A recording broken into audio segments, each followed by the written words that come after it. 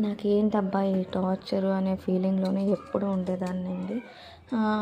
కొంచెం డల్‌గా కూడా అయిపోయేదాన్ని ఒక్కొక్కసారయితే. ఎందుకంటే ఇప్పుడు మన సొంత ఆడబిడ్డ వాళ్ళు అయితే ఒకలా ఉంటది.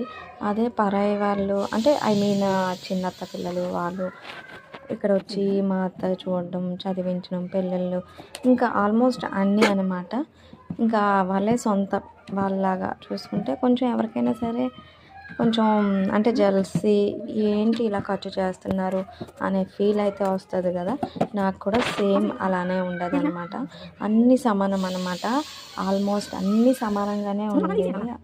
మాతో పాటు వాళ్ళకి ఇంకా వాళ్ళ తర్వాతే మేమనమాట. అలా ఉండేదనమాట.